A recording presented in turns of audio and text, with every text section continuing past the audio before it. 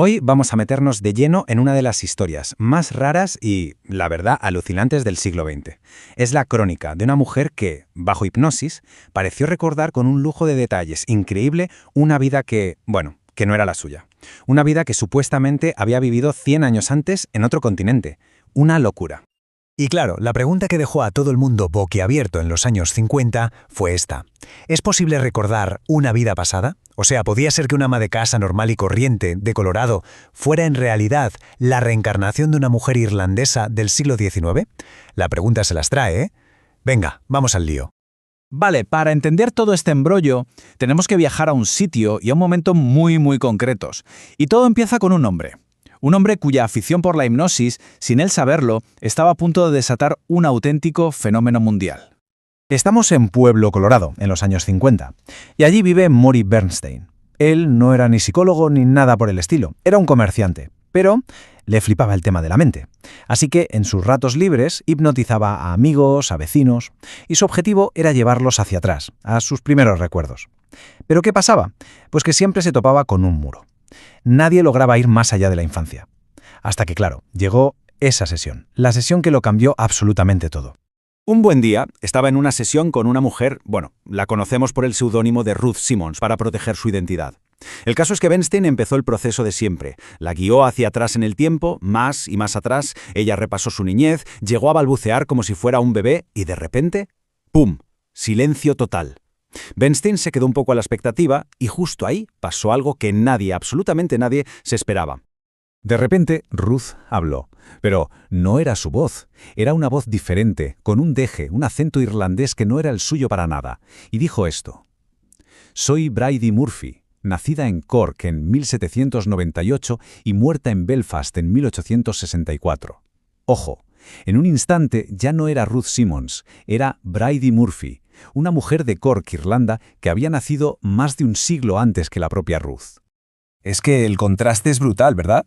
Por un lado, tienes a Ruth Simmons, ama de casa, en Colorado, en 1952, la vida americana de la posguerra. Y por el otro, de la nada, aparece Bridie Murphy, hija de un abogado, viviendo en la Irlanda del siglo XIX. Dos vidas, dos mundos completamente distintos que por alguna razón parecían estar conviviendo en la misma persona. Increíble. Y esto no fue cosa de un día, ¿eh? Durante varias sesiones de hipnosis, esta nueva personalidad, Bridie, empezó a contar su historia. Y lo hizo, tejiendo un relato con una cantidad de detalles que era sencillamente asombrosa. A ver, es que Bridie no se limitó a dar su nombre y ya está. ¿Qué va? Habló de sus padres, Duncan y Kathleen. Contó cómo se casó con solo 17 años con un abogado llamado Sean Brian McCarthy y cómo se mudaron a vivir a Belfast. Eran detalles muy específicos, muy cotidianos. Y eso es lo que hacía que su historia sonara tan real, tan creíble. Pero aquí es donde la cosa se pone todavía más rara, porque Bridie describía con todo detalle los paisajes, las costumbres, las tiendas, las calles de una Irlanda que Ruth Simmons, la mujer que estaba en la camilla, jamás había pisado. Es que no había estado allí en su vida. Incluso usaba jerga y expresiones de la época, típicas de Irlanda. ¿De dónde salía todo eso? Y por si fuera poco, la historia no acababa con su vida. No. Bridie llegó a contar su propia muerte, una caída por las escaleras. Describió su funeral y hasta su tumba, y lo hizo con una calma que ponía los pelos de punta. Hablaba de una especie de limbo, un estado entre mundos, desde el que podía verlo todo. Vamos, que era literalmente un testimonio de ultratumba. Maury Bernstein estaba alucinando, claro. Estaba fascinado y, la verdad, bastante convencido de que aquello era real. Y pensó, esto no se puede quedar aquí en mi salón. El mundo entero tenía que conocer la historia de Bridie Murphy. Y dicho y hecho, en 1956, Bernstein lo recopiló todo y publicó un libro con las transcripciones de las sesiones. Lo tituló La búsqueda de Bridie Murphy. Y el libro no es que se vendiera bien, es que se convirtió en un auténtico fenómeno. Y a partir de ahí, la historia simplemente explotó. Se convirtió en una obsesión, primero en Estados Unidos y luego en todo el mundo. Revistas como Life, periódicos importantísimos, todos enviaron a sus reporteros a Irlanda. Eran escépticos, claro, pero la historia era demasiado buena. Y la misión de todos ellos era la misma, encontrar pruebas, demostrar si Bridie Murphy había existido de verdad.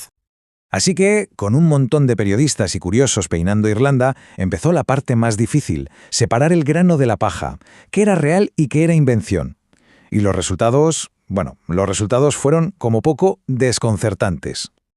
A ver, vamos a ver qué encontraron. Esto es súper interesante. Por un lado, hubo fallos garrafales. Registros de su nacimiento en 1798. Nada de nada. Cierto es que en esa época era complicado. Los registros no eran obligatorios. Vale.